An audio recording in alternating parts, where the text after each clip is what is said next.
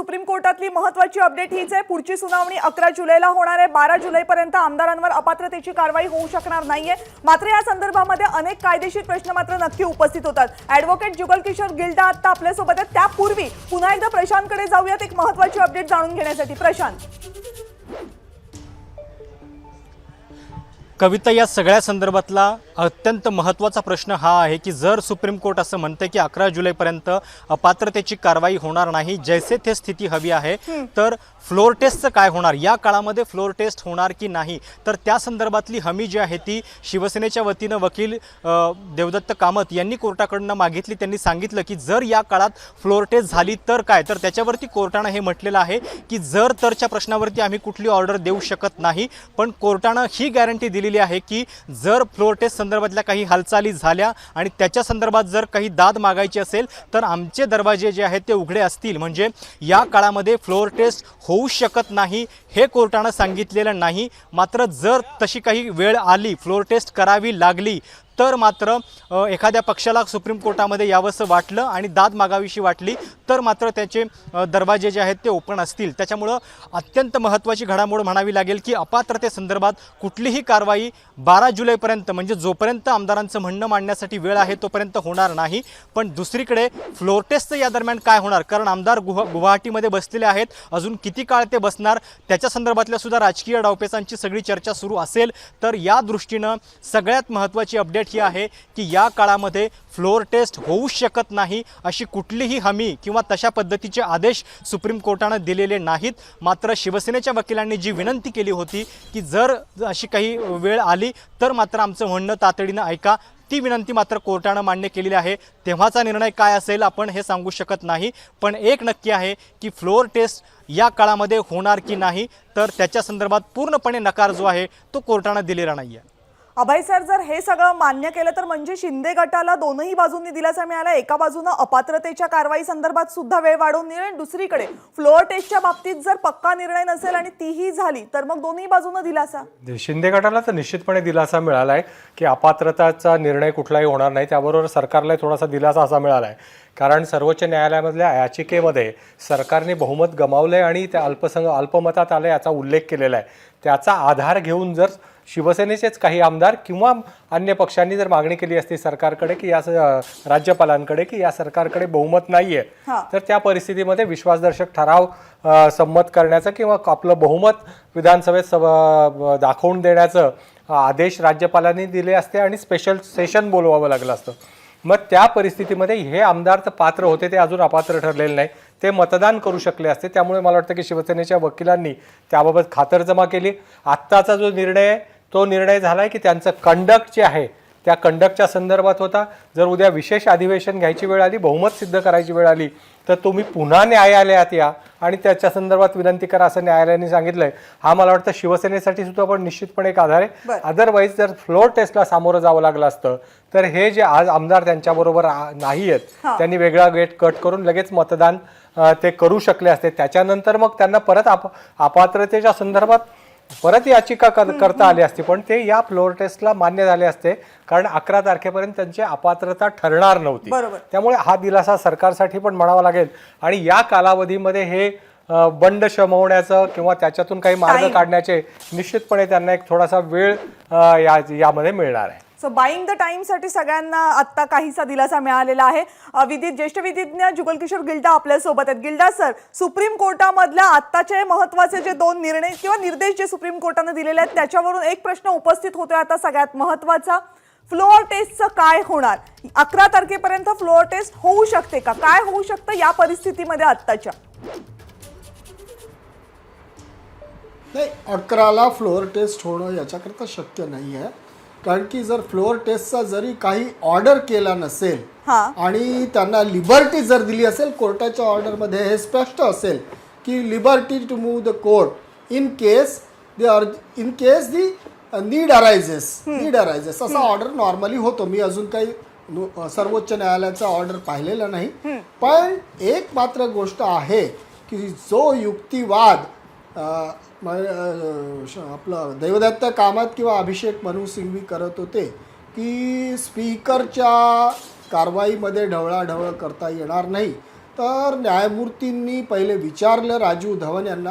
राजीव धवन ज्या वेळेला ज्यांनी स्टेटमेंट स्वतःहून केलं तर या निकालाद्वारे सर्वोच्च न्यायालयाने स्पीकरच्या फंक्शनिंगमध्ये, उपाध्यक्षांच्या कामकाजामध्ये किंवा विधानसभेच्या कामकाजामध्ये कुठलीही ढवळाढवळ केलेली आहे. ऑन द कॉन्ट्ररी त्यांच्या वकिलांचं फक्त स्टेटमेंट रेकॉर्ड करून घेतलं की आम्ही हे होईपर्यंत आम्ही करणार नाही. आणि हे नॉर्मल प्रोसिजर आहे की एखादं प्रकरण जर न्यायालयात उपस्थित झालेलं असेल आणि ते डिसाईड होत नसेल तर मग तुम्ही जैसे थे परिस्थिती ठेवा असा आदेश सुप्रीम कोर्ट आपल्या इनहेरंट पॉवर आणि 142 कलमासाठी सुद्धा वापरून सुद्धा करू शकतं. आणि तशा प्रकारचे आदेश करण्याची सर्वोच्च न्यायालयाला पूर्ण पॉवर आहे. It to do complete justice between the parties. त्याच्यामुळे हे काही ढवळाढवळ झालेलं आहे. आणि हां बोला. एक राजीव धवन यांनी जो उल्लेख केला न्यायालयामध्ये तो की त्यांना आम्ही 11 जुलैपर्यंत त्यानंतर ती तारीख 12 झाली आहे, पण अपात्रतेची कारवाई करणार नाही असं नरहरी झिरवाळ यांच्या वकिलांच्या वतीनं कोर्टामध्ये जे स्टेटमेंट करण्यात आलं, खरंच अशा स्टेटमेंटची गरज होती असते?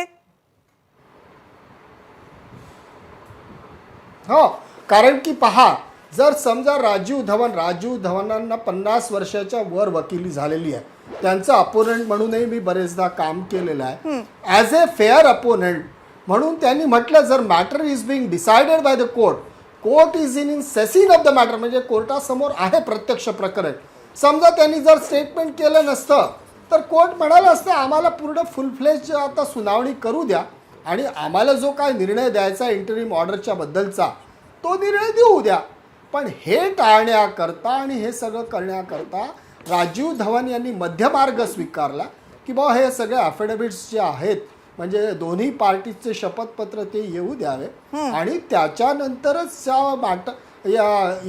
या प्रकरणावर सुनावणी घेण्यात यावी. आणि सुनावणीच्या दरम्यान समजा त्यांनी जर असं स्टेटमेंट केलं नसतं तर सर्वोच्च न्यायालयाच्या न्यायमूर्तींना आदेश देण्याशिवाय दुसरा कुठला पर्याय नव्हता. कारण की मॅटर इन्फ्रक्च्युअस होऊ देऊ शकत नाही सुप्रीम कोर्ट.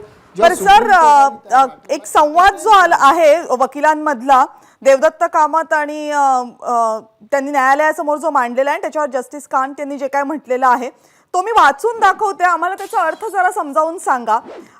देवदत्त कामत असं म्हणाले, till issue is decided there cannot be a floor test. Then Justice Kant said, on assumptions, apprehensions. Then Kamath said, we have apprehensions, we will come back if anything unlawful happens. Then Justice Kant says, we will hear everyone on July 11. Correct.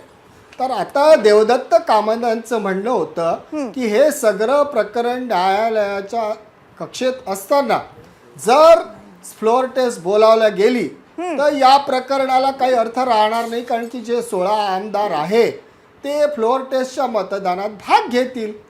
तर त्यामुळे न्यायमूर्ती कांत यांनी म्हटलं की floor टेस्टचा हा issue सध्या न्यायालयासमोर नाही.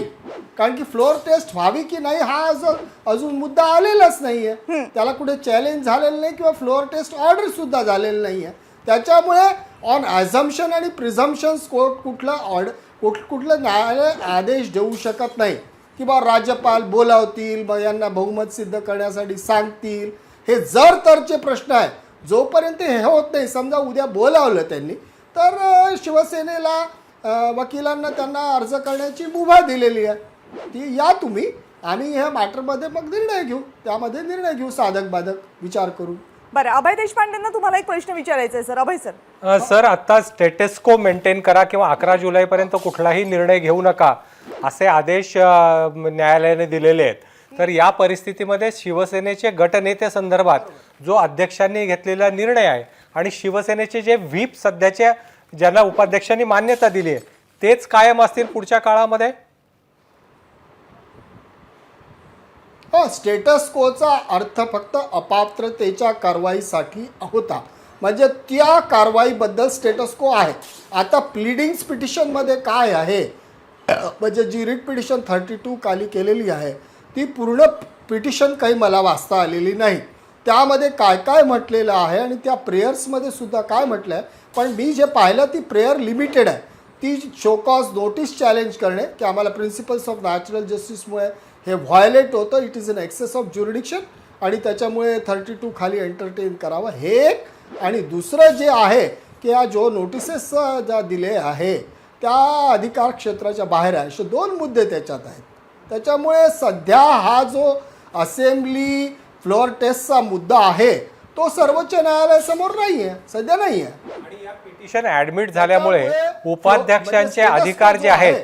ते म्हणजे हे पिटिशन ऍडमिट झाल्यामुळे उपाध्यक्षांचे अधिकार जे आहेत ते ॲब्सोल्यूट नाही आहेत, त्याच्यात कोर्ट इंटरव्हीन करू शकतं असं ह्याच्यातून इंडिकेशन होत आहे. नाही हे पहा, पिटिशन ॲडमिट सुद्धा झाली नाही. ॲडमिट के झाली हे केव्हा म्हणू शकतो आपण, जेव्हा सुप्रीम कोर्ट रूल निसी असा ऑर्डर करतं किंवा petition is admitted on merits. सध्या आता सर्वोच्च न्यायालयात म्हणजे शिवसेनेच्या वकिलांना हा सुद्धा मुद्दा उपस्थित करता येतो की या लोकांना उच्च न्यायालयात जाण्याकरता अल्टरनेटिव्ह रेमेडी आहे आणि आर्टिकल 32ची पिटिशन मेंटेनेबल नाही. त्या हा मुद्दा काही अजून काही फोरक्लोज केलेला नाही सुप्रीम कोर्टाने. सुप्रीम कोर्ट याच्यावर डिटेल्ड हिअरिंग घेईल. पण आता एक मात्र दिसतं त्यांना 14 दिवसाच्या याच्याबद्दल मात्र सुप्रीम कोर्ट जे आहे त्यांनी म्हटलेलं आहे की 12 जुलै ही जी तारीख येते ना अभयजी, ती पहा, हे 14 दिवस टळून जातात आणि तो जो मुद्दा आहे मग तो काही राहत नाही. तो 14 दिवसाचा मुद्दा, तो 14 दिवसाचा मुद्दा संपून जातो आणि तो मुद्दा संपला आणि त्यांनी कालावधी संपल्यानंतर हिअरिंग झालं तर उद्या सर्वोच्च न्यायालय दुसरा काही निर्णय घेऊ शकतं की बा तुम्ही आता जा, 14 दिवसाचा वेळ मिळाला आहे तुम्हाला, तुम्ही उत्तर द्या आणि let the deputy speaker pass an order किंवा जे काय करायचं आहे त्यांना, ही कॅन डू दॅट. म्हणजे everything is open, nothing is foreclose by the supreme court and rightly so, rightly so. बरं, मग आणखीन एक सर प्रश्न इथे उपस्थित होतो की आता 16 बंडखोर आमदारांनाच या नोटिसेस पाठवण्यात आलेल्या आहेत. आत्ता जो मधला टाइम पिरियड आहे त्याच्यामध्ये इतर आमदारांना जर नोटिसेस पाठवायच्या झाल्या अशाच अपात्रतेच्या, कारण संख्या 16 पेक्षा जास्त आहे, तर ते उपाध्यक्ष करू शकतात का? सध्याच्या परिस्थितीत तरी उपाध्यक्ष करू शकतात. त्या आमदारांना सुद्धा उभा राहील. मग त्यांची सुद्धा जी आहे सुनावणी या याचिकेबरोबर होईल. कारण की त्याच्यात मुद्दा एवढा राहील की स्पीकरला अशा परिस्थितीमध्ये जेव्हा अविश्वास प्रस्ताव त्यांच्या विरुद्ध दाखल झालेला आहे त्यावेळेला अशी कारवाई करण्याचा अधिकार आहे का, हा एक कळीचा मुद्दा ठरू शकतो आणि या मुद्द्यावर सुद्धा युक्तिवाद होऊ शकतो. ठीक आहे. आणि त्यामुळे आता 11 तारखेपर्यंत नेमक्या काय घडामोडी घडतात याकडे आपल्या सगळ्यांचं लक्ष असेल. गिल्डा सर, खूप खूप धन्यवाद या सगळ्या विश्लेषणाबद्दल. आणि सुप्रीम कोर्टानं दिलेल्या या निर्णयामुळे शिंदे गटाला एक मोठा दिलासा मिळालेला आहे, पण शिवसेनेलाही काहीसा दिलासा मिळालेला आहे. एबीपी माझा, उघडा डोळे बघा नीट.